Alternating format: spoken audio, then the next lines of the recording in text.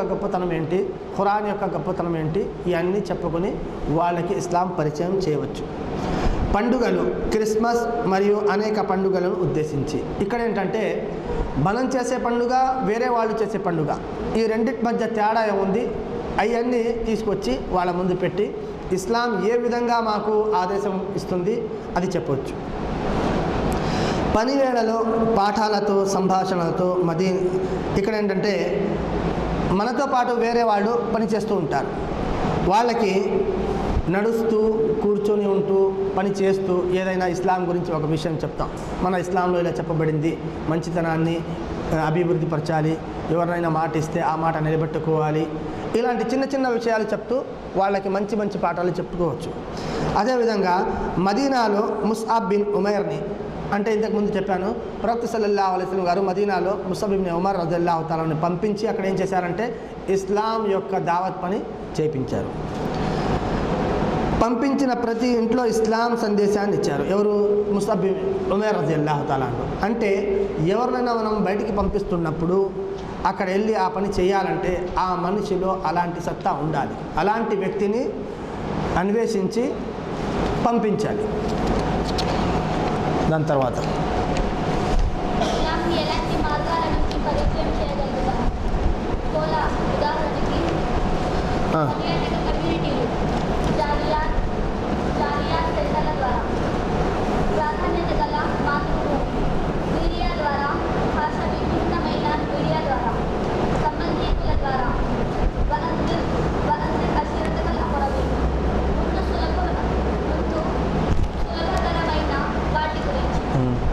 ఇక్కడ ఏంటంటే ఇస్లాం ఎలాంటి మార్గాల నుంచి పరిచయం చేయగలుగుతాం. ఇస్లాం అంటే ఒకే విధంగా కాదు. ఒక దాయి నిర్ణయం తీసుకున్నప్పుడు నేను ఇస్లాం గురించి పని చేయాలి, ఆ ధర్మాన్ని వ్యాపింపచేయాలి అంటే అతనికి ఇప్పుడు మార్గాలు కావాలి. ఆ మార్గాలు ఎలా ఉంటాయి? ఇప్పుడు ఇక్కడ ఒక ఉదాహరణ చెప్పబడింది. పెప్సీ కానీ కోలా కానీ తీసుకుంటాం. అందులో విన్ ఒక ప్రైజ్ ఉంటుంది. ఎవరైనా తాగి అందులో ఉన్న నంబర్లు కూడా పెడితే వాళ్ళకి ప్రైజ్ వస్తుంది అని. ఇప్పుడు తాగని వాడు కూడా తాగుతాడు. దేనికి? ఆ నంబర్ ఒకవేళ నాకు దొరికితే నాకేమైనా ప్రైజ్ వస్తుంది అని. ఇలాంటి ఉదాహరణలు మనం తీసుకొచ్చి ఒకవేళ ఎవరైనా మాకంటే ఇప్పుడు మనం ఇస్లాం స్వీకరిస్తాం, దాని ఫలితంగా మాకేం దొరుకుతుంది? ఇప్పుడు కోలా తాగుతున్నాడు, దాని ఫలితంగా అతనికి ప్రైజ్ దొరుకుతుంది.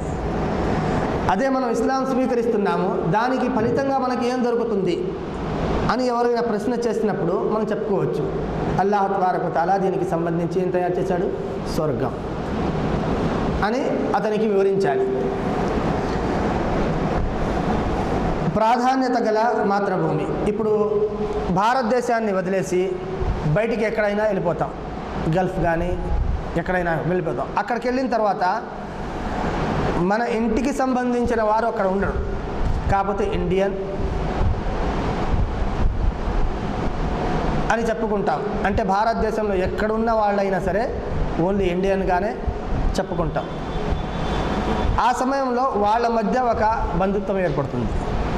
అదేవిధంగా అక్కడికి వెళ్ళిన తర్వాత మన ఆంధ్రప్రదేశ్ వాళ్ళు అని చెప్పుకున్నప్పుడు కేవలం ఆంధ్రప్రదేశ్ వాళ్ళ మధ్యలో ఒక భావన, ఒక ఐకమత్యం అనేది ఏర్పడుతుంది. ఇలాంటి ప్రాధాన్యత గల మాతృభూమి. అరబ్ కంట్రీలో వెళ్ళిన తర్వాత వాళ్ళు అందరూ అరబీ మాట్లాడుతుంటే మన ఇండియా వాళ్ళు మాత్రం మనకు సంబంధించిన భాషలు మాట్లాడుతారు. ఈ విధంగా వాళ్ళలో స్నేహం ఏర్పడుతుంది. ఆ స్నేహం ద్వారా నువ్వు ఎవరు నేనెవరు ఇలా పరిచయం చేసుకొని ఆ భాష ద్వారా వాళ్ళకి ఇస్లాం పరిచయం చేయవచ్చు. సంబంధీకుల ద్వారా వాంజిర్ అషీరతకల్ అఖ్రబీన్, అంటే ఇప్పుడు మాకు సంబంధించిన బంధుత్వాలు ఉంటారు, వాళ్ళకు సంబంధించిన బంధుత్వాలు ఉంటారు. ఇలాంటి సంబంధంలో మనం మాట్లాడుకునేటప్పుడు ఎవరైనా ఏమైనా మాట చెప్తారు ఏంటంటే మాకు చాలా దూరపు బంధువులు ఉన్నారు, వాళ్ళు కూడా ముస్లింలు అయిపోయారు, ఇప్పుడు అక్కడి నుంచి మీకు మార్గం దొరుకుతుంది. ఎలా అయిపోయారు, ఎవరిని కలిశారు, ఏం చదివారు, ఎందుకు అయ్యారు అని మాట వస్తుంది. ఇప్పుడు ఆ మాటని, ఆ మార్గాన్ని మీరు ఆస్కారం చేసుకొని ఏం చేయవచ్చు? వాళ్ళకి ఇస్లాం సందేశం ఇవ్వవచ్చు. పర్యాటక కమ్యూనిటీలు, జాలియా సెంటర్ల ద్వారా ఇప్పుడు అరబ్ దేశాల్లో కొన్ని జాలియా సెంటర్లు ఉంటాయి. జాలియా సెంటర్లు అంటే బయట నుంచి వచ్చిన వాళ్ళని వాళ్ళ కష్టాలు ఇబ్బందులు దూరం చేయడానికి, వాళ్ళకి మంచి సందేశం ఇవ్వడానికి. ఎందుకంటే ప్రవక్త సల్లల్లాహు అలైహి వసల్లం గారు పుట్టిన ప్రదేశం అది అరబ్. మక్కా మాత్రం కాదు, పూర్తి అరబ్ నేను చెప్తున్నాను. అక్కడ ఇస్లాం అల్లాహ్ తబారక వ తఆలా పంపించిన ప్రాంతం అది. వాళ్ళు ఏమనుకుంటారంటే ఈ జాలియా సెంటర్ల ద్వారా వాళ్ళు ఏమనుకుంటారంటే మనిషి ఇక్కడ డబ్బు సంపాదించడానికి వస్తున్నాడు, అలాగే ఒక సందేశం కూడా అతను తీసుకొని వెళ్ళాలి. అతను అంగీకరించినా పర్వాలేదు, అంగీకరించకపోయినా పర్వాలేదు, కానీ సందేశం మాత్రం వాళ్ళకి ఇవ్వాలి అని జాలియా సెంటర్లు అక్కడ ఉన్నాయి. అక్కడ ఎవరైనా వెళ్ళవచ్చు, ఇస్లాం గురించి తెలుసుకోవచ్చు. వాళ్ళలో ఏమైనా ఇబ్బంది ఉంటే వాళ్ళు అక్కడ దానికోసం ఒక సెల్ పెడతారు. ఆ సెల్లో వాళ్ళు తన ఇబ్బందులు చెప్పుకొని వాళ్ళ పరిస్థితిని సరిదిద్దుకోవచ్చు. ఇలాంటి సెంటర్లు ఉన్నాయి. దాని ద్వారా కూడా మనం ఇస్లాం సందేశం ఇవ్వవచ్చు. మీడియా ద్వారా, భాష విభిన్నమైన మీడియా ద్వారా, అంటే ఇంతకుముందు చెప్పుకున్నాం మీడియా అన్నప్పుడు కేవలం ఛానల్స్ మాత్రమే రావు. పేపర్ ఉంది, ఛానల్స్ ఉంది, మొబైల్ ఉంది, మిగతా నెట్వర్క్ అన్నీ ఉన్నాయి. దీని ద్వారా కూడా మనం ఏం చేయవచ్చు, ఇస్లాంని పరిచయం చేయవచ్చు. అయితే ఇస్లాం పరిచయం చేస్తున్నప్పుడు ముందుగా సులభతరమైన విషయం వాళ్ళ ముందు పెట్టాలి. చాలా సున్నితమైన విషయం, సులభతరమైన విషయం ముందు పెట్టాలి. హజరత్ అలీ రజియల్లాహు తాలా అన్హుని ప్రవక్త సల్లల్లాహు అలైహి వసల్లం గారు ఒక ప్రాంతానికి పంపిస్తున్నప్పుడు ఏం చెప్పారంటే, ఓ అలీ, నువ్వు గ్రంథవాసుల వైపు వెళ్తున్నావు, ముందు వాళ్ళని నువ్వు ఈ పని చేయించు, అల్లాహ్ గురించి పిలువు. వాళ్ళు దాన్ని ఒప్పుకుంటే నమాజ్ ఉదయం నుంచి సాయంకాలం వరకు 5 పూటల నమాజ్ ఉంది అని ఒక ప్రవక్త సల్లల్లాహు అలైహి వసల్లం క్రమ పద్ధతిలో చూపించారు. క్రమం ప్రకారం, ఒక పద్ధతి ప్రకారం ఒక చిన్న చిన్న విషయాలు అతనికి చెప్పాలి. ఇస్లాం స్వీకరించిన వెంటనే 5 పూటల నమాజ్ చదవాలి, నువ్వు ఇది చేయాలి అది చేయాలి అంటే అది భారంగా ఉంటుంది. వెంటనే అతను ఏం చేస్తాడు, దాని నుంచి దూరం అయిపోతాడు. అలా చేయకూడదు. దాని తర్వాత పడదు.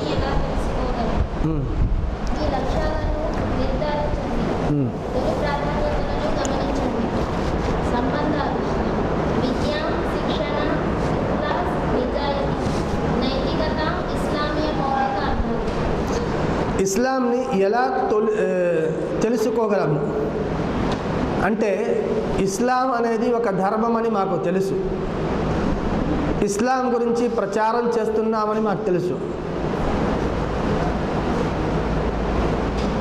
ఈ రెండింటి మధ్య మనం చేస్తున్న పని ఇస్లాంకి సంబంధించిన పని, మరియు మనము వేరే వాళ్ళకి ఇస్లాం గురించి ఏమైనా చెప్పాలనుకుంటే కొన్ని లక్ష్యాలు పెట్టుకోవాలి. ఏ విధంగా నేను చేయాలి, వాళ్ళకి ఇస్లాం గురించి వాళ్ళలో ఉన్న అపోహాలని అపార్థాలని దూరం చేయాలి. ఇలాంటి కొన్ని విషయాలు ఒక నిర్ధారణగా తీసుకోవాలి. తీసుకున్నప్పుడు మీరు ఏం చేయగలుగుతారు, ఆ ఒక్క పని అయినా కనీసం చేయగలుగుతారు. ఒకవేళ నేను ఇస్లాం మొత్తం వాళ్ళని అప్పచెప్పాలంటే అది కుదరదు, సాధ్యపడదు. అందుకని మీతో స్నేహంగా ఉన్న వాళ్ళతో మీరు ఏమనుకోవాలంటే, నేను ఇతని మనసులో ఉన్న అపోహాలని దూరం చేయాలి, కేవలం దానికోసం మాత్రమే ప్రయత్నించండి. ఇక దాని తర్వాత వేరే విషయం. ఇలాంటి మార్గంలో వచ్చే ప్రతి దానికి ఒక లక్ష్యం పెట్టుకోవాలి, ఒక నిర్ధారణ పెట్టుకోవాలి. ఆ తర్వాత మనం లక్ష్యాలను సాధించుకోగలుగుతాం. తొలి ప్రాధాన్యతలను గమనించండి. ఇప్పుడు మనం ఎన్ని మాటలు చెప్తే అందులో ఒక చిన్న విషయం కానీ పెద్ద విషయం కానీ అతను అంగీకరిస్తున్నాడు. అయితే అంగీకరిస్తున్నప్పుడు అతన్ని అడగండి, ఇన్ని మాటలు నేను చెప్పాను, ఇందులో నీకు ఏది నచ్చింది, ఎందుకు నచ్చింది? అంటే మన ముందు అది చిన్న విషయం కావచ్చు, అతని ముందు అది పెద్ద విషయం కావచ్చు. మన ముందు అది పెద్ద విషయం ఉండవచ్చు, అతని ముందు అది చిన్న సులభమైన విషయం ఉండవచ్చు. కనుక ముందు అతన్ని అడిగి తెలుసుకోవాలి, నీకు ఏ విషయం నచ్చింది, ఎందుకు నచ్చింది. దాని మూలంగా మాకు ఒక గుణపాఠం దొరుకుతుంది. సంబంధాలు అంటే అనేక సంబంధాలు ఉంటాయి. రక్తపు సంబంధాలు ఉంటాయి, మిగతా విషయాలకు సంబంధించిన సంబంధాలు ఉంటాయి. కొందరు ఏముంటారు, అందరూ ఇంజనీర్లు ఉంటే అందరూ అటువంటి వాళ్ళనే కోరుకుంటారు, అలాంటి ఫ్రెండ్స్నే కోరుకుంటారు. కొందరు ట్రైనింగ్, శిక్షణ, ఇప్పుడు మిలిటరీ వాళ్ళు ఉన్నారు, వాళ్ళు ఏరికోరే స్నేహం ఎలాంటిది అలాంటిదే. అందుకని సంబంధాల్లో కూడా డిఫరెంట్గా ఉంటాయి. మనం ఏది ఎన్నుకుంటే అదే మనకు దొరుకుతుంది. అలాంటి గ్రూపుల్లో, అలాంటి సమావేశాల్లో, అలాంటి సమూహాల్లో కూడా మనం ఇస్లాంని పరిచయం చేయవచ్చు. నైతికత, ఇస్లామిక మౌలిక అర్థాలు. ఇస్లాంకి సంబంధించిన మౌలిక నైతికత విషయాలు ఇది చాలా గొప్ప విషయాలు. అంటే ఇందులో ఎటువంటి పోరాటాలు, ఎటువంటి యుద్ధాలు లేకుండా కేవలం నోటి మాట ద్వారా, మన నడవడిక ద్వారా ఒక మంచి ప్రభావం ఇతరపై చూపించగలం. అందుకని నైతికతను చాలా విలువగా తీసుకొని మంచిగా ప్రవర్తించాలి. దాని తర్వాత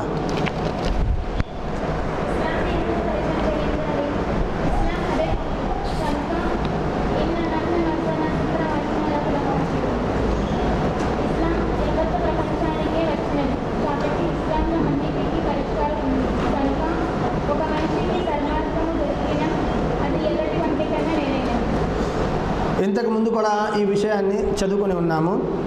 ఇస్లాంని ఎందుకు పరిచయం చేయించాలి? ఎందుకంటే అదే యథార్థం కనుక, అదే హక్ కనుక ఇస్లాంని పరిచయం చేయాలి.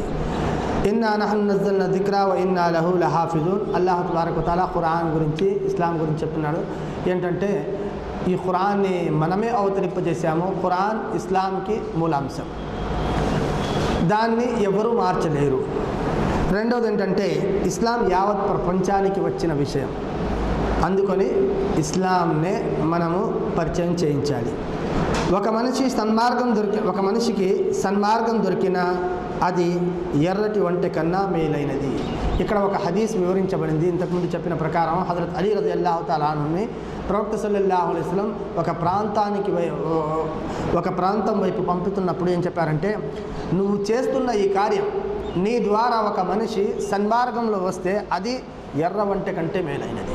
కనుక ఇందులో వచ్చే కష్టాన్ని కూడా అధిగమించాలి, ఇందులో వచ్చే ఇబ్బందులను కూడా ఎదుర్కోవాలి. దానికి ఫలితం ఎంతో ఉత్తమంగా ఉంటుంది. ఇక దాని తర్వాత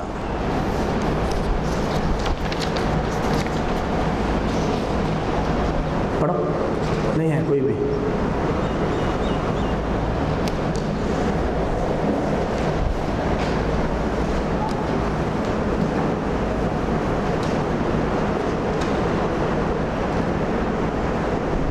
है नहीं पढ़ने वाले.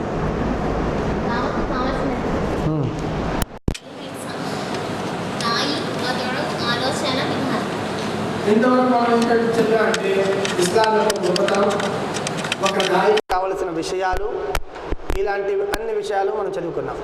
ఇక్కడి నుంచి ఏంటంటే దావత్ అనేది ఒక సపరేట్ విషయం.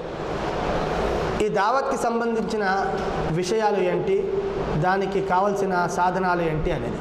ఇప్పుడు మామూలుగా పెళ్ళిళ్ళలో దావత్ అని చెప్తాం.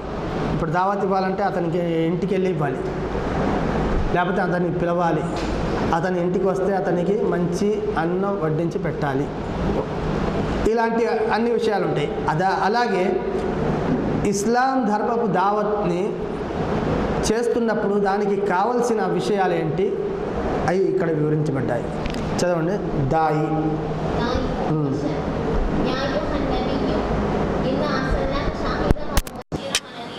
మొదటి ఏంటంటే దావత్ పని చేయాలంటే దావత్ పని చేసేవారిని దాయి అంటారు. దాయి ఎవరిని అంటారు? దావత్ పని చేసేవారిని దాయి అంటారు. అంటే దావత్కి సంబంధించిన మొదటి విషయం దాయి కావాలి. దాయి ఉంటేనే దావత్ పని చేయగలడు. ఒక ప్రసంగికుడు దావత్ పని చేయలేడు. ఎందుకంటే దాయికి కొన్ని లక్షణాలు ఉంటాయి. ఆ లక్షణాలు అందులో ఉండాలి. దాయి నబీ కరీం సల్లల్లాహు అలైహి వసల్లం గారిని ఉద్దేశించి, ప్రవక్త సల్లల్లాహు అలైహి వసల్లం గారిని ఉద్దేశించి అల్లాహ్ తబారక వ తఆలా ఇలా చెప్పాడు, యా అయ్యుహన్ నబియ్యు ఇన్నా అర్సల్నాక షాహిదం వ ముబశ్శిరం వ నదీరా. అంటే ఇందులో రెండు విషయాలు చెప్పబడ్డాయి. ఏంటంటే ఒకటి షాహిదం, మీరు సాక్షులు, చేసే పనికి మీరు సాక్షులు. రెండోది ఏంటంటే ముబశ్శిరం, శుభవార్త వినిపించేవారు. ఒక దాయి ఎలా ఉండాలి? ప్రతిదానికి శుభవార్త వినిపించేటట్టుగా ఉండాలి. రెండోది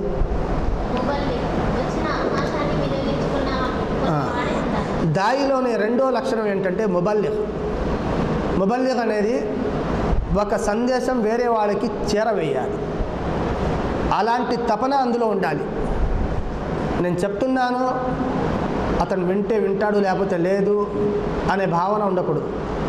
ఎలాగైనా నేను నమ్ముకున్నది, నేను విశ్వాసిస్తున్నది అతన్ని వేరే వాళ్ళకి చేరవేయాలి అనే భావన అతనిలో ప్రగాఢంగా ఉంటేనే అతను దావత్ పని చేయగలుగుతాడు. వచ్చిన అవకాశాన్ని వినియోగించుకునేవాడై ఉండాలి. ప్రతిదానికి వచ్చిన ప్రతి అవకాశాన్ని వినియోగించుకొని ఏ అవకాశంలోనైనా ఒక చిన్న మాట అయినా సరే దావత్ పరంగా చెప్పే గుణం ఉండాలి. ఇంకా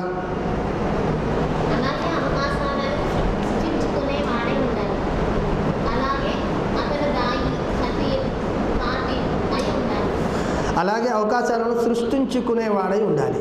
ఇప్పుడు అవకాశం సృష్టించుకునేవాడు అంటే ఎలా? ఇప్పుడు ఇంతమంది ఇక్కడ కూర్చున్నారు, ఒక మనిషికి మీరు దావత్ ఇవ్వాలనుకుంటున్నారు. అలాంటప్పుడు అవకాశం ఎలా దొరుకుతుంది అని ఆలోచించకూడదు, మనమే సృష్టించుకోవాలి. ఎలా సృష్టించుకోగలుగుతాము? ఇప్పుడు ఇంతమంది ఉన్నారు, ఇక్కడ కొత్త వాళ్ళు కూడా ఉండొచ్చు. అలాంటప్పుడు నమాజ్ జరుగుతున్న సమయంలో మీరు ఒక మనిషిని మసీద్కి పంపుతారు. ఎవరన్నా పిలుచుకుని రమ్మని, ఆ వ్యక్తి అక్కడికి వెళ్తే అందరూ సఫ్లో నిలబడి ఉంటారు, ఎవరు మాట్లాడరు. ఇతనికి అక్కడ ఏం చేస్తారో అర్థం కాదు. వెంటనే తిరిగి వచ్చి అందరూ అక్కడ నిలబడారు, ఎవరు మాట్లాడట్లేదు అని వచ్చేస్తాడు. ఇప్పుడు మీరు ఆ మార్గాన్ని పురస్కరించుకొని ఆస్కారం చేసుకొని అతనికి చెప్పవచ్చు, వాళ్ళు నమాజ్ చేస్తున్నారు, నమాజ్ అంటే నీకు తెలుసా, ఎంత ఇదిగా చేస్తారు.